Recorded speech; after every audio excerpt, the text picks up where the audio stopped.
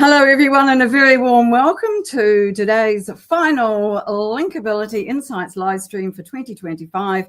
I'm your host, Lynnaire Johnston. I'm excited about today's show and sad at the same time because, as you can see, sitting alongside me is one of my favorite people, Mark Williams. Now, if you know my story, will know that Mark has been instrumental in my LinkedIn learning over the years when I first ran across his podcast back in 2016. At that point, I was living on a very big property where I would spend my weekends gardening. And here in New Zealand, Mark's podcast, LinkedIn Formed, dropped overnight on a Saturday night and ready for me to go to church and listen to it on a Sunday morning. I regarded the podcast as my religion back then, and I think I still do. Mark, a very warm welcome to our show today, and probably for the very last time. Yes, thank you very much. It's good to be back, and as you say that, you can invite me again, but I probably won't come. Exactly. Mark's retired from the formerly LinkedIn Formed podcast, now the Informed podcast, handed over the reins to John Asperian, and has now retired and is spending his time traveling. So today we're going to be talking to him about LinkedIn legacy and letting go. And we're very grateful. It's been 2 years, Mark, since you've been on the show. Can't quite believe it's been that long. Yes, wow. Exactly. And it was just over 2 years since you and I first met. Only time you and I have met, when you and your wife came to New Zealand to visit, and we met in Queenstown for breakfast on the shores of Lake Wakatipu. So I'm so pleased that you've sort of come out of semi-retirement to join us today and talk about LinkedIn, maybe even for the very last time. So I probably should start at the beginning, although this is not going to be a conversation that probably follows a timeline, but I would like to take you right back to the beginning, if I may, and invite people to put comments in. I'd love to know where people are from today so that we can go back and have a look. And also, if you've got a message for Mark about the podcast and how he's helped you over the years, I think that would be really appropriate as well. So please go ahead and add your comments into the thread there. So you spent a long time on LinkedIn. Why LinkedIn, Mark? What drew you to it in the first place? And can you remember back that far? How long ago was it? Well, now there's a bit of a story in that in itself, actually, because I actually signed up for my first account in 2005, made a complete hash of it, and decided that the best way of dealing with making a complete hash of it was to shut it down and start again, which probably wasn't necessary. Although, to be honest, I really can't remember if that was the right thing to do at that point. Got to remember that's a long time ago for LinkedIn, and it might have been that maybe the cleanest way of starting again was just to kind of close your account and start a new account. But anyway, so yeah, 2005, and then the account that I still currently have was started in 2007, and I started LinkedIn training in 2008. So that goes back a while, and you started the podcast in 2013, am I right? Yeah, 2013 that was, yeah. And how many episodes did you do before you finally handed over the reins to John? It's 460 something. I can't remember exactly. 466 or I haven't been looking at this stuff for a while. Yeah, it was 460 something. I think it might be 464, 465, something like that. I had... You may recall there was a time when I talked about that I wouldn't go beyond 500, yes. and that I'll be packing in at 500, which I think I thought about that around the time I got to 400, if I remember rightly, and then I kind of, it's weird how these things work. I mean, I actually listened back to what I said, and I said I won't go beyond 500. So I didn't say I will get to 500. I said I won't go beyond 500. But in my head, it felt like I'd made a promise to get to 500, and so there was a real kind of guilt complex with me for a while about stopping, because I thought, I haven't really delivered on what I said I would do, even though that's not actually what I said. It kind of felt like that was the inference. And so so I'm quite glad actually the way it's worked out, because handing it on to John, the numbers still continue. So the podcast will get to 500 episodes and hopefully well beyond that. So that was quite a good solution in the end. At the rate he's going with doing them every single week so far, he'll be at 500 before you know it. It's he's doing a great job with it. Very different from your style of podcast, and so which I would have expected, because you've got two completely different people with different personalities wanting to do it in a completely different way, and I like that. I like there's a change. I like that he's kept the music, just kind of changed it up a bit, and got a friend to do that. So. Because the tune, it's one of those ones that just stays in your head. And it's funny how music becomes entwined with an actual event or a podcast. And so I remember there was a conversation at one point when you were thinking of changing it, and you put that out there to people to ask whether you thought you should change it or not. And as I recall, the overwhelming response was no, leave it alone, which you did. Although I did change it, because originally it was a different tune to that. Was it? Yeah, I can't remember exact point at which I changed it. It might have been around 100 episodes or maybe 150 or something like that. But yeah, I did change it from the original one.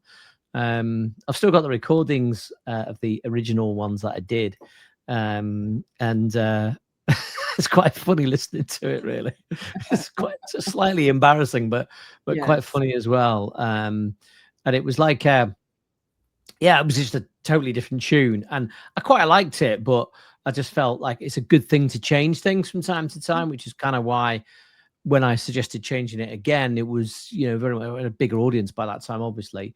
And so I thought I'll just put it out there and see what people think. And absolutely nobody was in favour of it. Fair enough. I'll stick with what we got. Very wise man. Right, let's go back to what we were talking about at the beginning when you joined LinkedIn. And Jay's asked a question that's on my list as well. What drew you to LinkedIn when you first decided to have a go at it? Yeah. So right. So we're going back to 2005. You have to remember, in those days, LinkedIn was really, although it wasn't necessarily purely designed this way, it was largely used by recruiters. There wasn't really anybody else really using it. People were on it, but really with the kind of idea, they treated it like a job board. So they would kind of put their details on LinkedIn on the hope that a recruiter might get in touch. If you looked at the activity on LinkedIn, the only people that were doing anything were recruiters, and really all they were doing was posting jobs, and I was in recruitment. So I was actually running a recruitment business at that time, 2005. And I had a guy working for me, a chap called Tom, and he was one of the consultants that was working for me, and he first introduced me to LinkedIn. And it's funny really, because I was quite traditional in my approach to business development, and he said to me, well, the way it actually happened was, I was in the office one day. He was in our London office, and I wasn't based in London, but I'd go down and see them, a couple of times a month. And I was down there, sat in my big boss's office, looking out the window across the sales floor at all these guys, just checking that they were doing the job they were supposed to do, which was to be on the phone, ringing people, cold calling people, trying to pick up vacancies, and all the rest of it. And Tom, who was the top performer and was normally always on the phone, wasn't. So being experienced at running a business like that as I was, immediately that was a red flag to me. And I'm thinking, okay, I'm starting to get a bit nervous here. Top performer's not on the phone. That tells me that something's wrong, right? Because he normally would be. He's not. So I need to tackle this. I'm not going to let it stew. I'm going to get out there and speak to him straight away. If there's an issue, then we'll deal with it. So I called him into my office. And I said, and he had a smile on his face. And I said, take a seat. And he sat down and he said, I know what you're going to say. And I went, go on. What am I going to say? And he said, you're going to tell me I'm not on the phone. And I went, well, I did notice you were a bit quiet today, Tom. And he said, it's because I found this website. He said, you're not going to believe it. It's amazing, right? Oh, go on. What is it? He said, it's like Facebook, but in business. So he said, it's got these profiles of all potential clients and candidates out there. It's amazing. He said, you just find anybody. And I was, hugely skeptical. I'm like, Tom, you're not gonna make any money staring at a computer screen. You're not gonna generate any business sat in front of a computer, are you? Right? You know how this works. And he was like, just have a look at it. I remember him saying, look, boss, just have a look at it, he said. So I went, okay, well, and honestly, if he hadn't have been a top performer, I probably would have just ignored him, if I'm honest. But just because I didn't want to upset him, I thought, well, I'll have a look, LinkedIn, whatever, And so I looked at it, and the first thing that struck me about it was, I've been in business in recruitment for many, many years at this point, and I had a lot of good contact, people that I'd done business with for years, people that I'd met as a young consultant who had found a job for when I was, early 20s, and they probably were as well, and would have been like a newly qualified accountant or something at that stage. And then, I got to know them, developed a relationship with them, kept finding them new jobs, and then eventually they got to a position of seniority, and and then I would place people with them, and they become a client, and that was how I built my career in recruitment. It was all about relationships. It was all about fostering strong relationships with people, and making sure that you leverage those relationships by asking for introductions and things of that nature. Anyway, the reason I say all that is that when I started looking at LinkedIn, obviously, I signed up and and started, sending out invitations to connect. And then someone who would be one of those people that I knew very well in business would accept. And then I'd have a look at who they're connected to. And I'd start seeing people that they're connected to that I also knew and were also good contacts of mine. And I'm thinking, I never knew they knew each other. Now, if we fast forward to today, right, that just the fact someone's connected with someone really didn't mean anything. But in those days, it was still fairly new, and a lot of people were only connecting, particularly decision makers, to people that they actually knew. And I was fascinated by this concept that what I considered to be this sort of little black book of contacts that I could leverage to succeed in what I was trying to do, was now on the internet. It was like I could just see it. It was like everything just opened up for me. I was like, wow. So I went back to Tom and I said, hey, this actually looks pretty good. And he went, yeah, it's great. We can like map out organizations and, basically work out an organogram of an organization from LinkedIn profiles. And I said, well, that's good.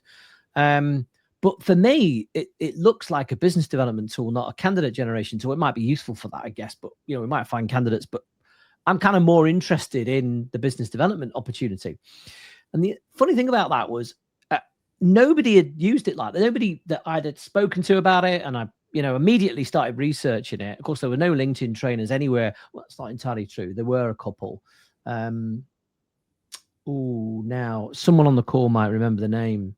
Mike somebody in the States. Mike. If anybody recognizes someone who's been a LinkedIn trainer longer than me with a first name, I'm sure it was Mike. I think he's still around today as well. But anyway, there was him, and there was a couple of others, but that was it, all in the States. I bought a book by a guy who is a recruitment guy who wrote a book about LinkedIn. Nobody was talking about business development. It was all about candidate generation. And I thought, to me, it's about business generation is always about relationships. Mm-hmm. And this is an opportunity to be able to, so I can now go, oh, hi, Joe Blogs. I noticed that, we've known each other for a while, obviously. And I noticed from LinkedIn that you also know Fred Smith. How interesting. I didn't know you knew Fred Smith. I don't really know Fred that well. Be great if we could maybe meet up and have a coffee together. And, I just thought, so easy. Instead of having to go, who else do you know? And then thinking, well, why are you asking me that? I could go, I know who you know. And I can ask you to introduce me to them. I thought, well, that's just gold, isn't it? And so that's kind of what drew me in, if you like, to the whole idea. And my second thought after that was, once I decided I thought this was going to be really powerful, the second thought after that was, okay, it's only powerful if you use it in the right way. And the temptations to use this in the wrong way are massive, right? So we better make sure that we get these people trained up to, if we're going to do it, we're going to do it properly. I'm not going to just allow my consultants just willy-nilly go onto this thing called LinkedIn.com and start messing around with it. Me being a control freak managing director, I was like, no, I'm going to make sure if we're doing it right and I give them permission to use this tool, we're going to embrace it, but I'm going to train them properly. And which is when I started looking for LinkedIn trainers, only a couple in the States. So I couldn't really find anybody that could help me with that. So I thought I'd do it myself, but I'm really going to have to get my head around it. And so then I just started diving into it and trying to learn about it and really get involved in it. And that's kind of, then obviously the seedling of a thought was there that there's nobody doing LinkedIn training. And every other tool we use in our business, we train people to use properly. We wouldn't dare give them any other tool and not train them. So, I need to think about how we can do this, which is why I then started doing it myself. And that was my thought process. And of course, what became really interesting is then when I converted to LinkedIn training and I started contacting people and saying, I can offer you LinkedIn training, people going, well, why would you need to learn how to use LinkedIn? I'm thinking, are you crazy? Obviously, these are very, very early days of LinkedIn training. And these days, it's a totally different ball game. But I do remember having conversations with people who were seriously thought it was just a complete joke, that why would anybody need to be trained on how to use LinkedIn? Regrettably, there's still a lot of that around, unfortunately, and people, as you say, taking the easy way out and not understanding the power of it and how to use it well. So why don't we just flip from that to where we are today? Because you talked about the fact that at that point, when you looked at somebody's connections, you could pretty much guarantee that they knew personally or had done business with, or in some way knew of those people that they had in their networks.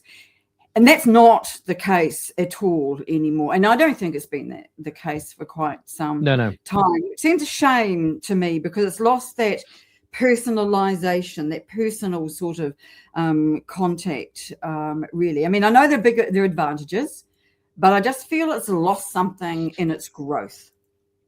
I mean, I kind of agree with that and I kind of don't. Even despite what I said earlier, because the way that LinkedIn was designed back in the day, before followers, right, was that you really didn't have visibility unless you connected with people. So people would never be able to find you unless they had a recruiter account. But people wouldn't be able to actually find you easily on LinkedIn unless you had a decent sized network. And so I always remember LinkedIn themselves used to really push this, only connect with people that you know and trust. Know well and trust, I think, was the line they always used to use. And I used to think, well, that's like saying I'm not going to go to a networking meeting unless it's full of people that I know, like, and trust. And actually, that's a party. That's not a networking meeting. And that's great. Fantastic if you want to meet people that you already know and have a good time and, fantastic. But that's different to networking and business development focus, because you want to meet people that you don't know. And yet the way LinkedIn was designed is that those people couldn't really find you or see you or kind of stumble across you in any way, shape or form unless you connected with them, or they were a second tier connection and therefore people that you're connected to, people that they're connected to. And that meant that you did have to start connecting to people that you didn't know. Now, when I said earlier that I had that initial account and then I closed it down, the reason for that is I connected all my contacts in my Outlook address book.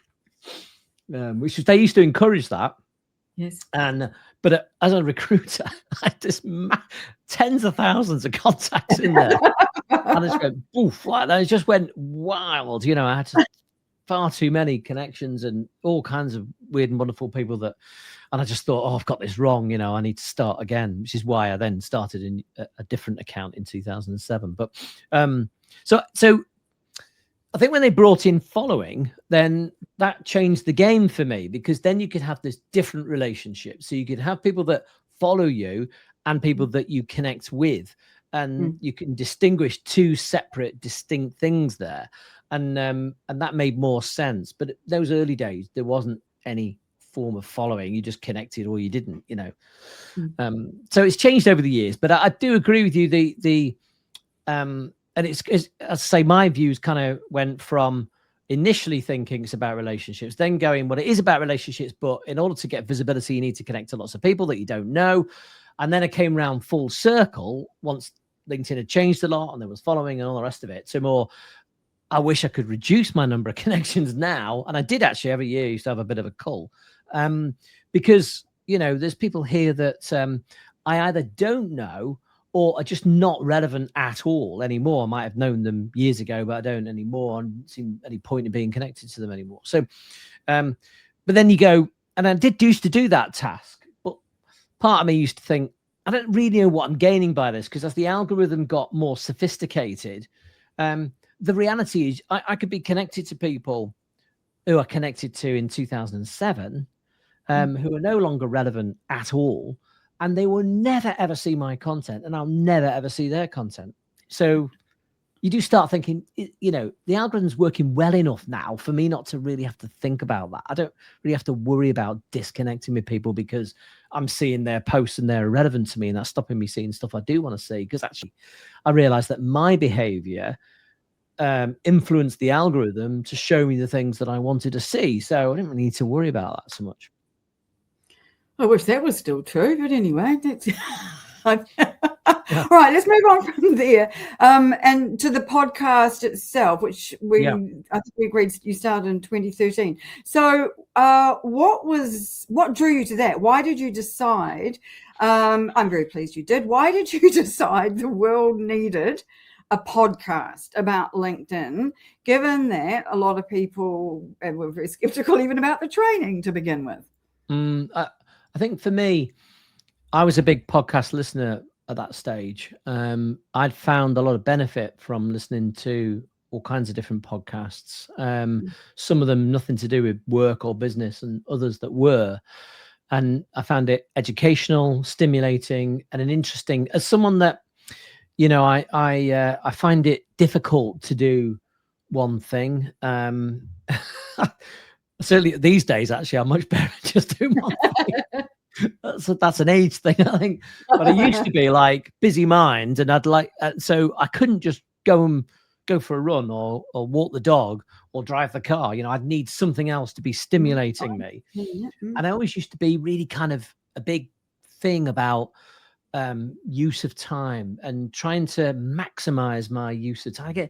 It's weird, but now I'm talking about it, it's so different to what I am now, but different stages of your life and different stages of your career, you know. And those days I was really, really driven and focused on, you know, so I would listen to a lot of podcasts and I'd get a lot of benefit out of them. And it just struck me that I thought, well, I'm talking to people about LinkedIn, and there's so many issues out there and so many things that people don't understand.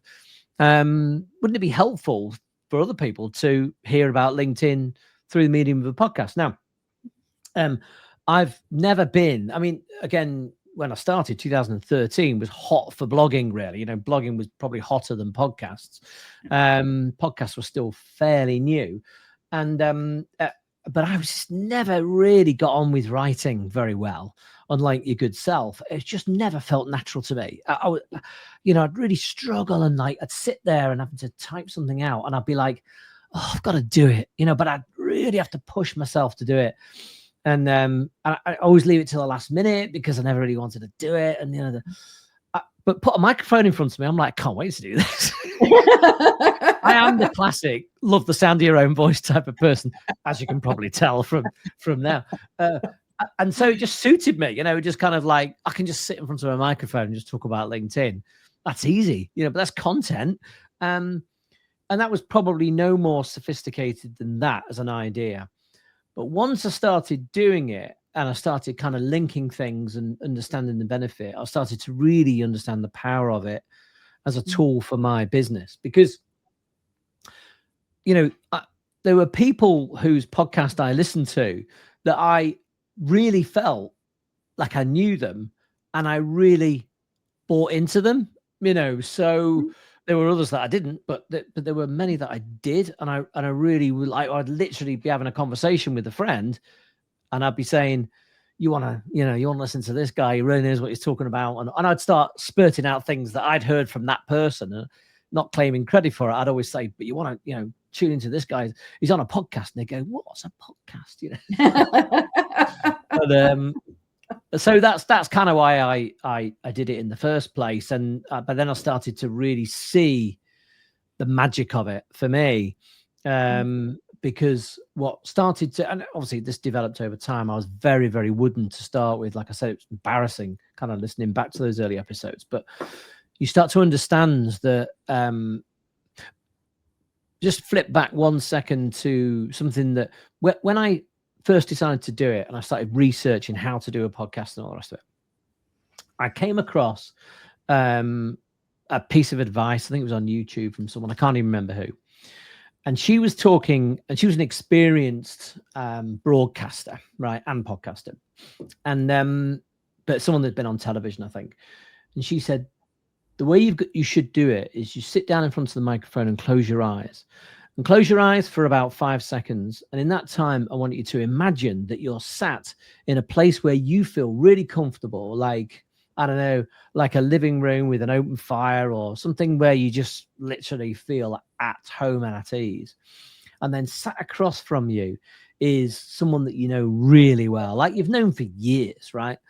And you can almost understand what they're thinking before they say something, So she described it this really kind of descriptive way, very colorful way. And she said, then open your eyes and start talking. That's the way to do a podcast. And I thought, I like the sound of that. And I did actually do that for about maybe the first 10 episodes, something like that.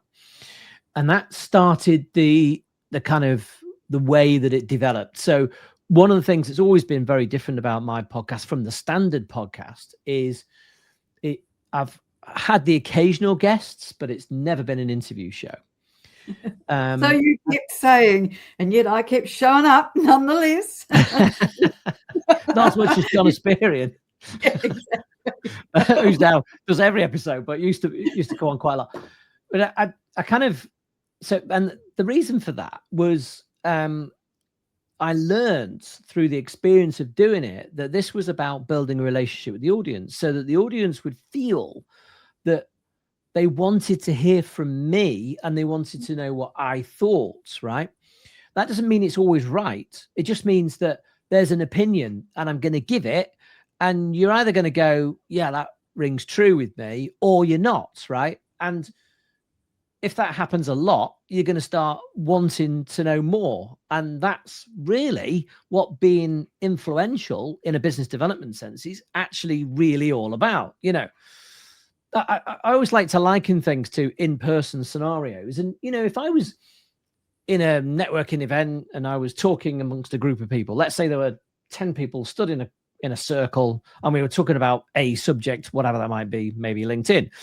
And if I was talking and sounding like I knew what I was talking about, but also having opinions, not just kind of coming out with facts, but actually having opinions about things, then people would go, I like where you're coming from. Because I know I would. I'd be like, I like what you're saying. I like where you're coming from. I'm going to follow you, And I sort of learned that technique by starting that way and then understanding that that's what comes with it. And there were other people that influenced me over that time. The kind of concept of building a personal brand, which I never set out to do specifically as a personal brand, but building a personal brand based on having a personality and based on having opinions. And that meant that sometimes people would listen to me and go, you're talking absolute rubbish, right?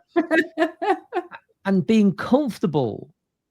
And I think this is a really important thing that anybody's starting out, and I don't know, what the experience of the audience are going to be like here today. But if I was giving advice to someone starting out and wanting to build a brand, then the best piece of advice I could give them would be, know what you stand for and be prepared to make that clear to the audience, right? And just be honest about what you think.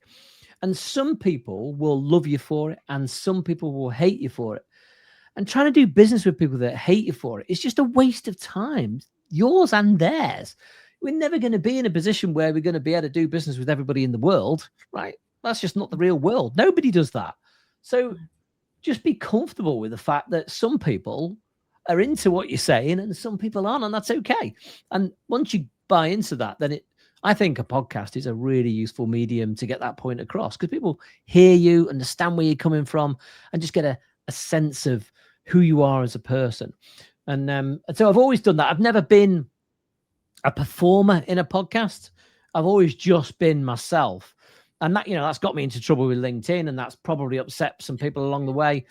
But hey, that's the reality of business, isn't it? That's the way it's always going to be. And not everybody's going to like you or like any of us. I mean, that's just the way of the world, isn't it? But the people that do really get or have had good value from the things that you have said. And I will put my hand up and say from time to time, I would be in my garden and say out loud, Mark, no, you're not right about that. And you were saying something. But what you always were able to do was to show me a different way of looking at it that I might not have known about. And that was the critical thing for me, because particularly right at the very beginning, when you and John and Brenda Miller were hugely influential in what I was learning about LinkedIn and giving me all kinds of opportunities I'm not sure I actually deserved, but thank you anyway.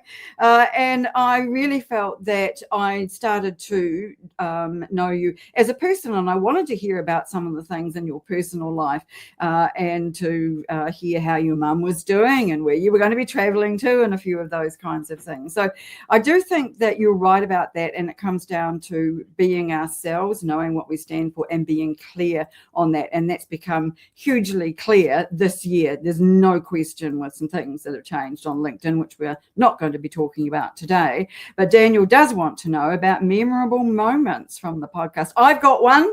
The celebratory 400th episode, which you were so graciously where you allowed me to guest host. That was fabulous. One of the highlights of my LinkedIn career, that. Yeah, I mean, it's funny, really. I don't think anybody's asked me that question before, and I've never really thought about it. I mean, the things that I remember most really are just the feeling of enjoyment of doing it. I used to get excited about doing it every week. Like it was my favorite time of the week, to be honest. I mean, I typically record. I don't think I did that. I think is different from most people. Is I never built up a bank of episodes in advance, because I always wanted it to be very, very in the moment. So if I'm talking about, I'm recording it on a Thursday, it's coming out on a Saturday. That's the way it was. So if something's happening, I can respond to it straight away. And of course, LinkedIn changes so much. It was quite useful to have that. And that, I'd be thinking about it all the time throughout the week. And, sometimes I'd be training and clients would be bringing up questions or having issues, or something would happen. And I think, oh, that's interesting. There's a subject in that, let's explore that a bit more. And then I'd be thinking about it more. And then, I never had a script or anything like that, but, I'd come up with 3 or 4 ideas of things that I wanted to talk about. And just that, I used to really enjoy doing that. It was a really enjoyable part of my normal week. Thursdays were typically my favorite day for that reason. I mean, there was some, I can't think of too many. You'll probably remember more than me.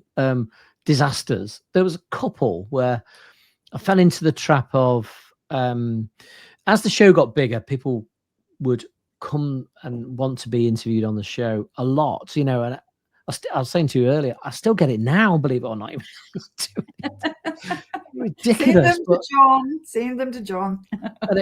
Because it's one of the things that really annoys me about the whole kind of marketing thing is that you get these stupid trends that some guru comes up with somewhere, and he says, oh, what you should be doing is this, and then they're training people to come out with, and obviously one of the latest ones was get yourself on people's podcasts. I'm like, oh God.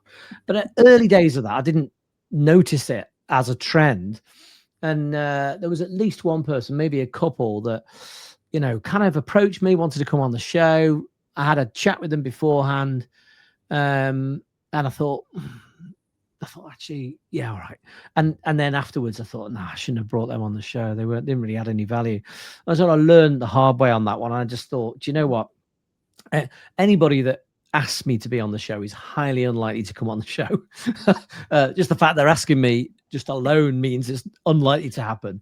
But I'd always write back to them and say, look, this is not an interview show, number one. Number two, if you've got something that you can say that is LinkedIn related or related to using LinkedIn in some way, that isn't something that I would talk about, where you've got a different angle or different expertise or something like that, then I would consider it, but very rarely happened. Almost all my guests were people that I thought of and approached them and asked them to come on the show. There was, of course, now we're talking about memorable moments. I can't remember his name. Someone must remind me, because I've not done any of this since about April. My brain's completely switched off to this stuff. But what was his name? The guy in the US, right? And I had him on the show to talk about automation, and we had a proper heated discussion. A real Barney, was it? I can't remember that either. Someone will remember that, surely. It's one of my favorite episodes. I can't remember his name now. It'll come to me, but obviously far too late for this. Problem with live stuff. It'll come to me, but I won't remember during the morning, Mark. The next half hour or so. But that was fun because I was getting quite frustrated about what people were doing with regards to automation on LinkedIn. And this is way back now. This is, very early days of automation. I know it's even more annoying now, but it was, it just struck me as being, you are so wrong with this. And he was really pushing that kind of stuff. And so I invited him on the show and I said to him, he was a LinkedIn trainer. I said to him up front, I said, look, I'm not going to agree with you here and we're going to have a discussion. So it's entirely up to you. You don't have to do it. But I'd like to discuss it with you. And we did, and we had a right good Barney it's probably one of your most popular episodes, I imagine. It was yeah. I mean, you'd have to I'd have to try and dig it out and link to the show itself. It was fun. I can't believe John Spearing's here. I can't believe he can't remember it, because John's just got a really good memory for things like that. Yes. But he's probably, I bet you, knowing John, what he'll be doing, he'll be looking for it now. Yeah, he'll be looking for it now. He'll be looking through the list now and going back to previous episodes to find it. Yeah. Well, no doubt if he comes up with it, it'll appear on the screen like magic in front of us. No question. All right. So I understand that over nearly 500 episodes, it's pretty hard to have any standout ones. And we do tend to remember the things that went wrong, don't we, rather than the things that went right in the different live events that we do. And of course, over the time that you were doing the podcast, there were one or two changes to the platform, one or two changes to how people use the platform, one or two changes in terms of doing events and podcasts, and how that's all made it so much easier for people like me to be able to do events like this, because that wasn't possible back when you first started. And I think that there have been some really good changes that have leveled the playing field. But I think there have been some changes that have made it a lot more difficult for everybody using LinkedIn along the way. I also think that there are two ways of looking at LinkedIn. There's what I would call traditional LinkedIn people like you and I and John and Brenda and Jeff Young, etc., who do things what I would say the right way, right? We understand it's about relationships. And then you've got the new generation of people on LinkedIn who don't understand that or don't want to understand that, and they think it's all about sales. They think it's all about the numbers, all about generating big networks and not bothering about relationships, just trying to sell. And that to me is one of the downsides to what I've seen on LinkedIn in the nearly a decade since I have been really doing it, learning about it properly. And so I'm interested in your view on whether there have been changes that you think have been overall detrimental to the platform and how we are using it now. Bit of a wide-ranging question, so that should take us up the top of the hour, I think, Mark.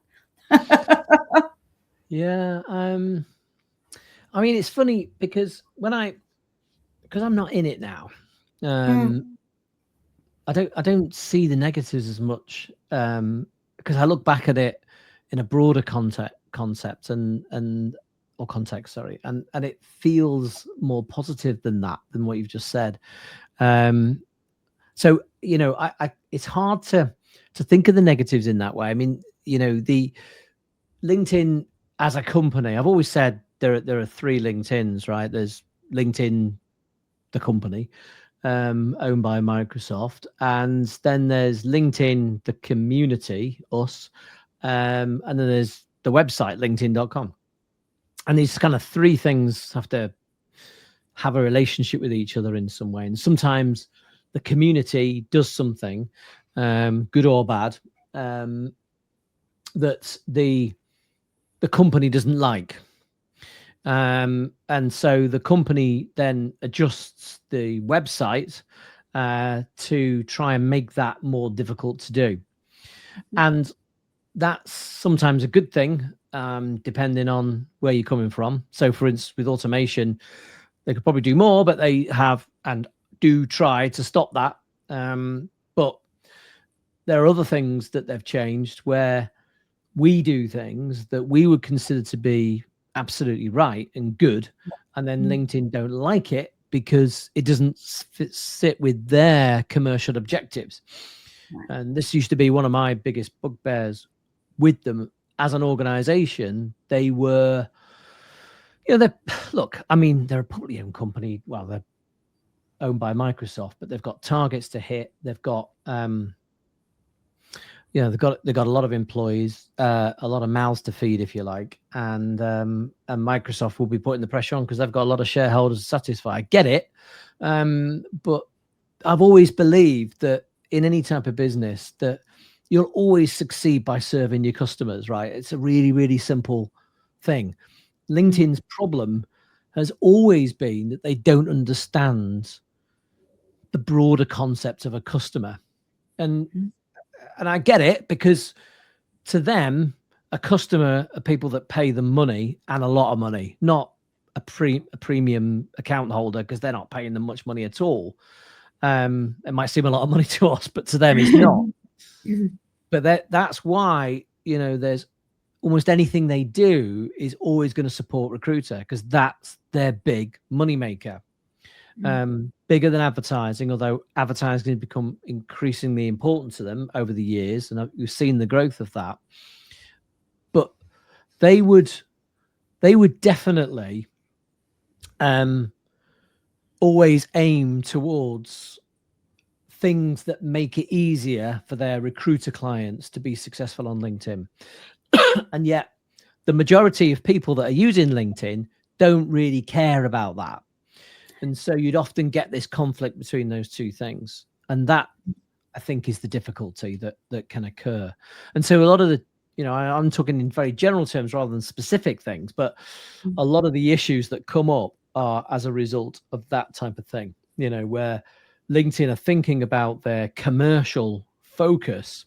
And, I've met people at LinkedIn over the many years that I've done this. And honestly, early days, I had some good relationships with people in LinkedIn in London, and they were great. I could name 3 or 4 people that I thought were really good, really good, really focused, really understood what they were doing and why they were doing it. And I think we're coming from the right place.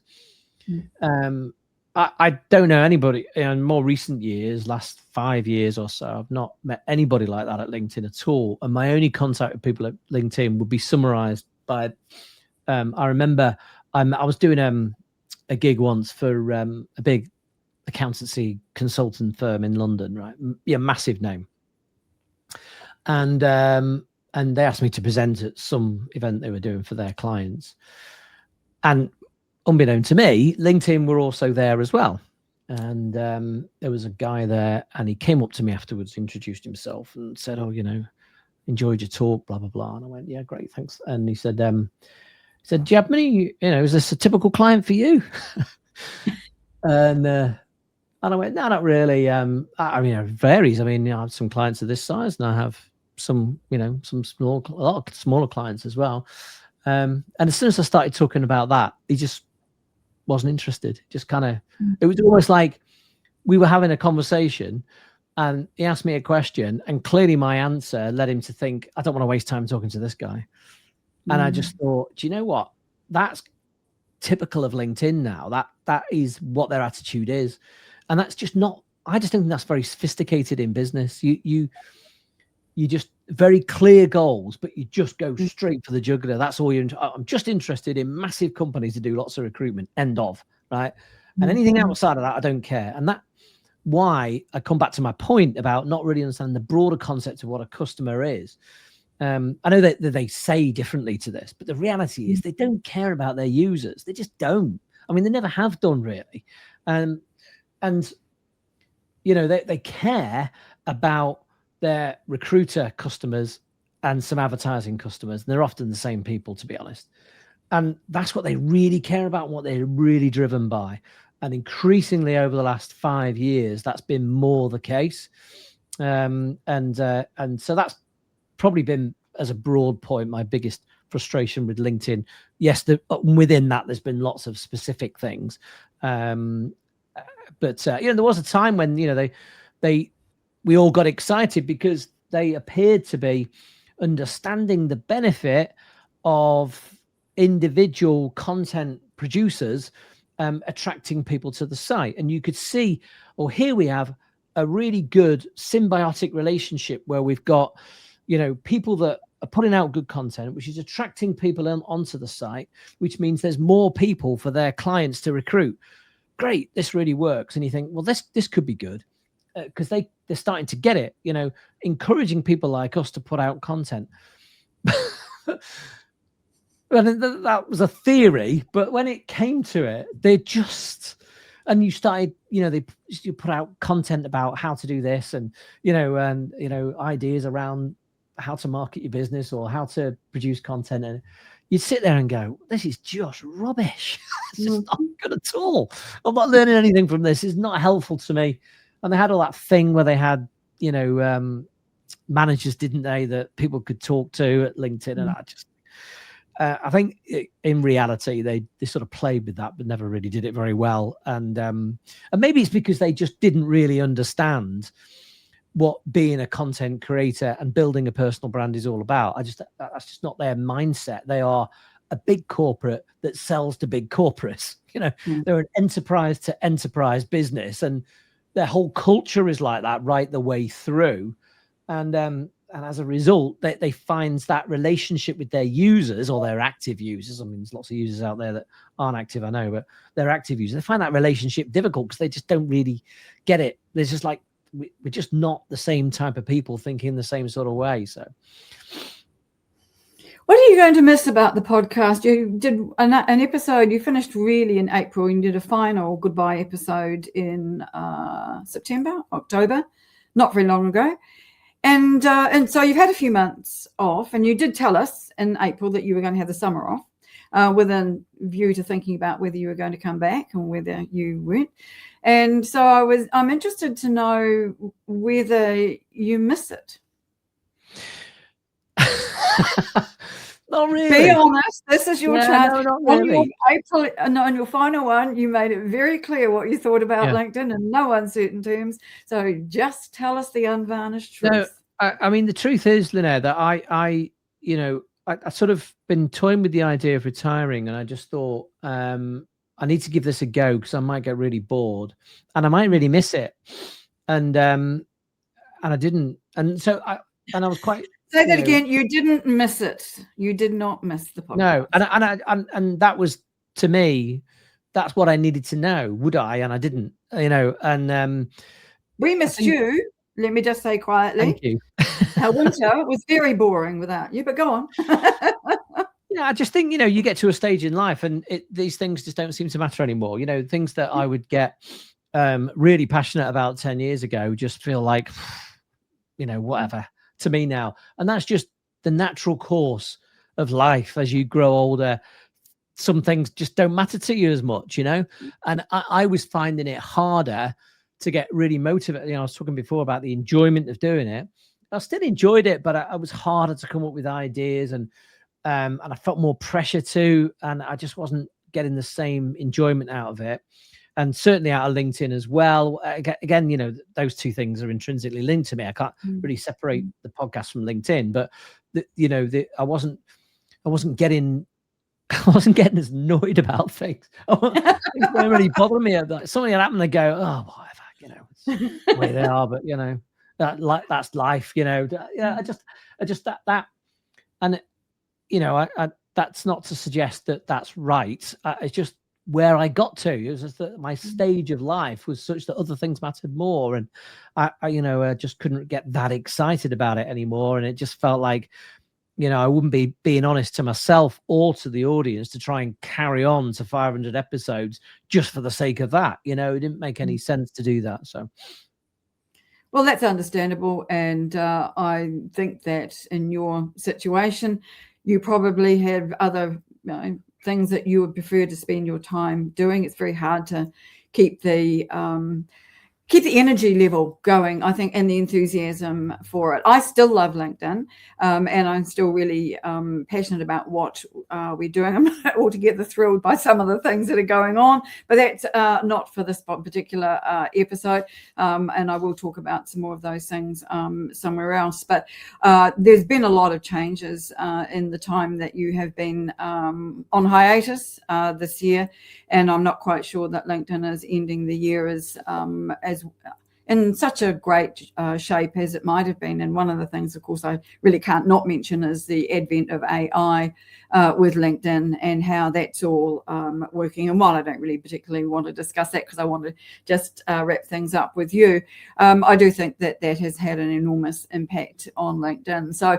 I really do want to know whether you think that LinkedIn can survive the tide of AI, and particularly whether you think OpenAI's jobs platform, which is coming next year, I don't know much about it at this point, could really push LinkedIn out of the market altogether. It's had a good run, 20 odd years. You joined right at the beginning. Do you think that it might be near the end of its run? I'm a little bit skeptical about that, but who knows? I mean, AI is quite a significant thing, obviously. But I mean, over the years, there's been all kinds of different innovations and changes that have come. I'm not quite sure anything quite to the extent that AI will have an impact. I think the impact on AI is enormous across everything. So not just LinkedIn. Yes. The bottom line is, and I don't know enough about this, but it's how it affects recruitment. That's the key factor. So if it affects recruitment in a negative way for LinkedIn and they're not able to adjust to that, the platform is not there for us. The platform is there for businesses to recruit. That is their business model. That's how they make money. And there's no point in them doing it if they can't do that, right? Now, we live off the back of that, and we gain benefit off the back of that. But it is not a site that will exist for our benefit. It exists for the benefit of LinkedIn and their recruitment clients, and that's how they monetize. And if we can have success on the back of that, and we've had a good run, great. So that's the key factor. It's whether LinkedIn can find a way going forward, being able to continue to succeed with a product that is attractive to large companies who recruit lots of people. And of course, the arguments about whether those jobs will exist in the future, et cetera, I mean, I don't know. And I honestly can't get too into it because, it's one of those things. If I was 10 years before, I'd have really gone into that in a lot of detail. But right now, it's not that I don't care. It's not my concern anymore, so I don't know enough about it, don't really understand it well enough to understand what impact it will have. But I think it's obvious to us all, it's definitely going to have a big impact. One thing I would say about anybody that predicts the demise of LinkedIn, I've heard that a lot, many years, right? And I've heard lots of people say, oh, LinkedIn's rubbish. This site's going to take over and blah, blah, blah. And it never happens, right? So Whether AI will be the thing that really makes that happen, but they what I've always liked about LinkedIn, it's also what I don't like about them, but it's have to admire the fact that as a social media company, they have a monetization strategy not based around advertising. Right? Advertising is cream on the top of the cake, if you like. They've always been a subscription model. And if you look at the way online businesses have operated over the years, very few of them understood that up front. A lot of them have adjusted to subscription. You think about, do you remember apps on your phone used to be free all the time, right? And now any decent app isn't, right? Because they realize you can't monetize it. And advertising is very limited, because the problem with advertising, I can relate to this in the podcast. I never wanted to do advertising because my job as a podcaster or podcast host was to give something to my audience that they wanted. But they're not asking to be sold a product, right? They don't want that, right? So I'm not going to give them that. It's not in their best interest. So I'm not going to do it. Now, inevitably, the advertising model is based around putting something in front of people that they don't ask for and they don't want, right? So to me, that's always going to be a problem. Whereas LinkedIn got this right up front and went, and we're going to go for a subscription model, right? And we're going to get companies to pay us a subscription. That's how we make our money. And that was Reid Hoffman's genius, really, to start with. And so, I've always admired them in the sense they've understood that. Obviously, the downside of that is the things that I've talked about in terms of that conflict with recruitment, but because that is how they sell subscriptions. But it's a clever business model for a social media site to, maintain most of its revenue from subscriptions right from day one, as opposed to advertising. No, that does make sense to me.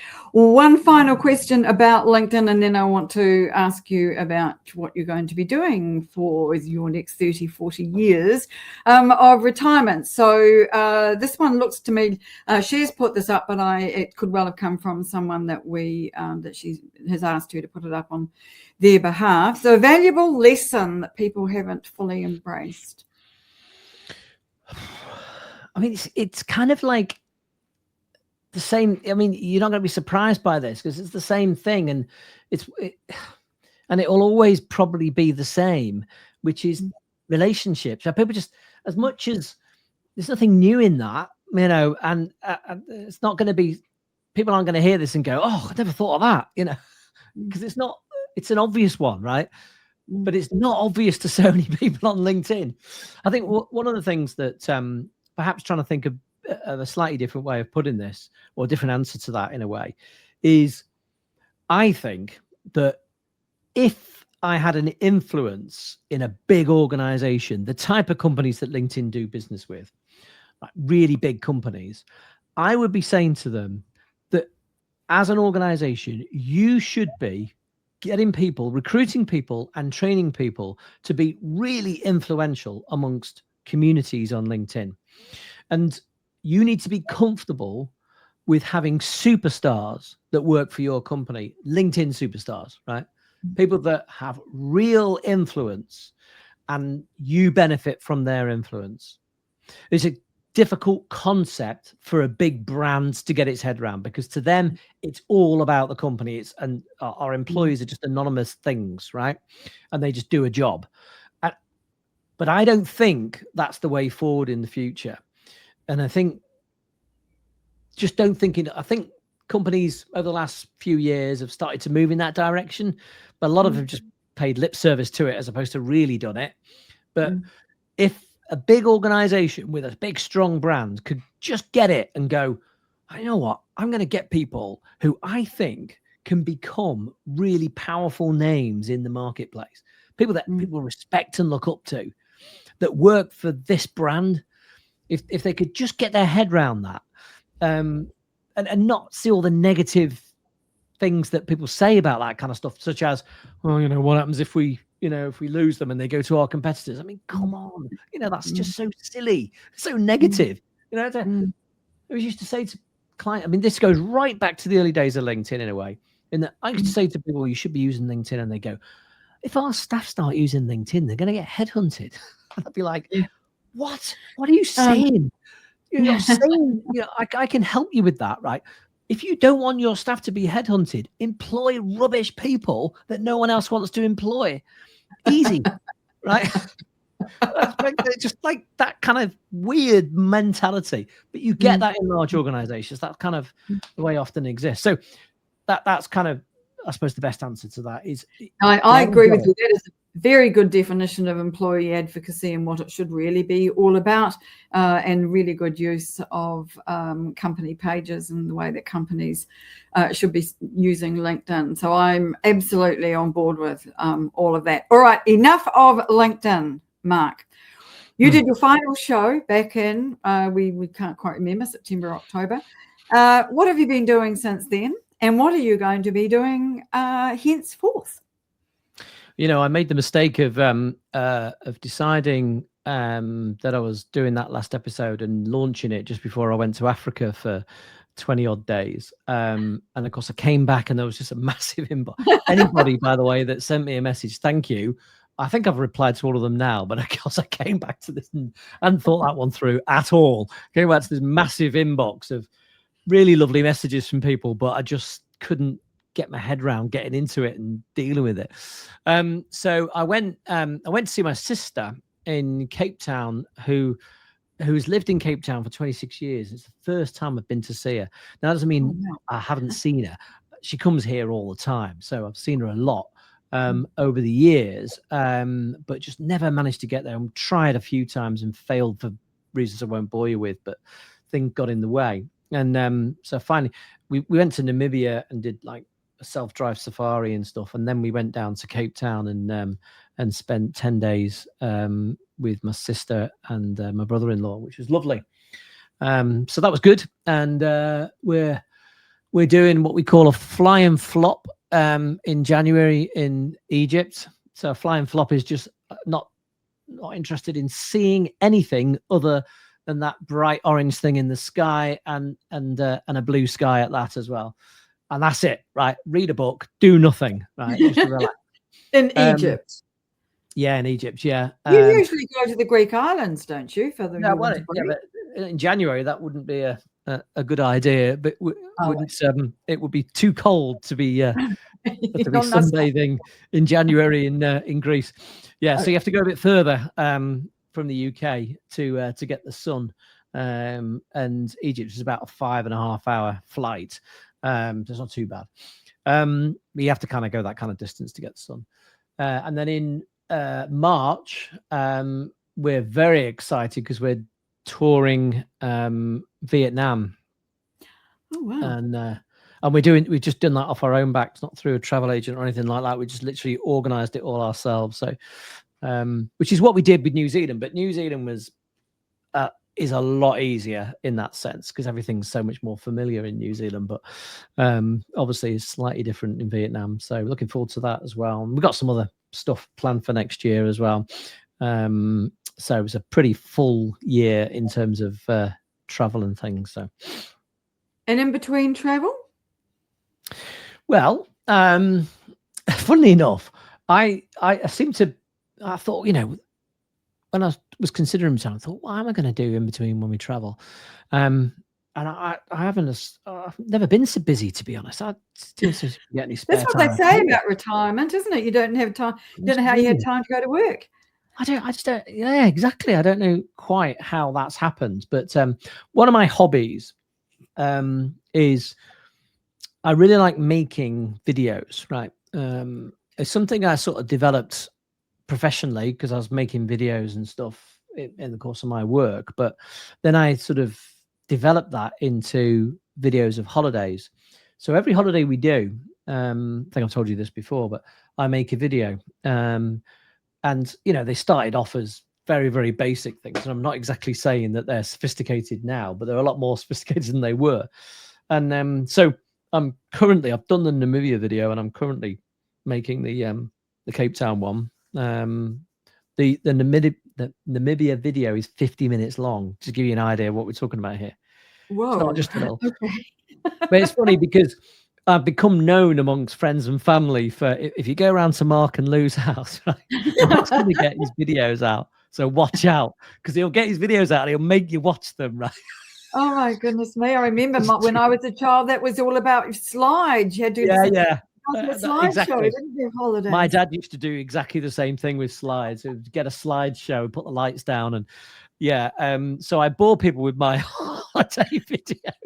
So, but I do really enjoy making them, and it's a sort of creative thing, and I enjoy doing that, and it does take quite a long time. As I say, I'm hoping I might get Cape Town done by Christmas, but I doubt I will, to be honest. I don't think I've got enough time now to get it done. So.